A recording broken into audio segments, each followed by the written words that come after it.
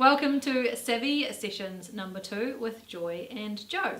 Today's session is on how it works. How does this virtual assistant hiring one whole thing work, right? Right, so the first thing you need to do is make the decision and decide that it's time to outsource and have a virtual assistant on board with you. Because if you don't have a virtual assistant, then you are the assistant. How does that make you feel? So you might be feeling overwhelmed. Some of the signs might be that you're doing everything and you're doing like low level tasks when you should be out there actually selling or servicing your clients or working on your business, right? Yeah, and if you don't even know what to outsource, it's okay. We've got a great list that we've put together giving you suggestions of things you can do. So if you read through that, decide it's time, then the next thing you need to do is give us a call and arrange a meeting. So that's easily done. We can do it over the phone, we can meet you in person over a coffee, we can do a Zoom call. Yep. It can be anywhere in the world. Whatever works. Cool. Really. And then the next step would be talking about options and what your pain points are, like what are you struggling with, what are you feeling overwhelmed about, and sort of stock taking to see where your business is, where we might be able to like slot in a solution, and what sort of tasks that we might be able to undertake, right? Yeah, and from that we then recommend a plan for you. So whether it's a one-off type thing, you need help with a certain project, you need us on a casual ad hoc basis, just whenever the need comes about for random things, or whether you do need that more like the daily support, so the ongoing support with managing your inbox and emails and phone calls and really taking on a job description. Yeah.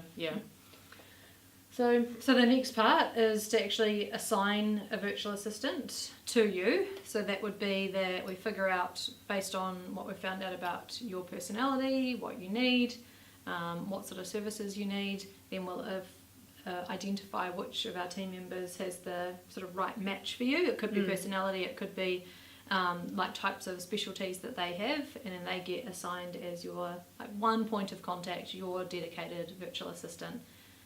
That will project manage and make sure that all of your tasks are completed and be proactive for you. Yeah, and then the next stage from that is organising a handover session with you.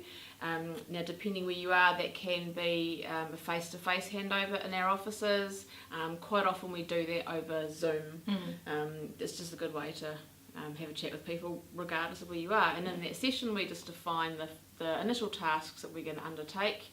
So try and find some quick wins, we work out what are the quick wins that we can do, the things that we can build trust actually completing, like the really important and urgent tasks. Yeah, so you don't even need to know everything you want to hand over. You just, in that session, it could start off with something as simple as, can you help me manage my inbox every day?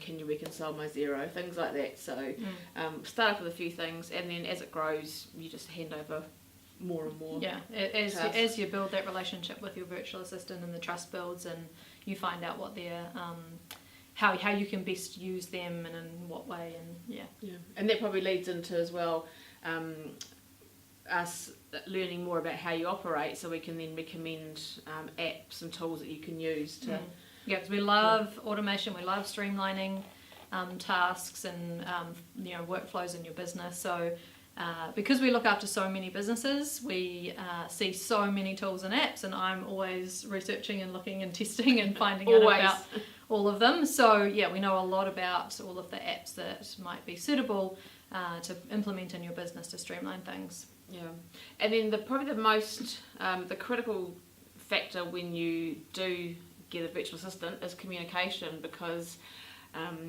just the pure fact of being virtual, we're not there, we're not beside you, so communication is key, and we encourage everyone to communicate regularly, daily. There's numerous ways to do it, but we need the feedback. So if anything's not working, if it is working, let us know. So because it's not going to go perfectly.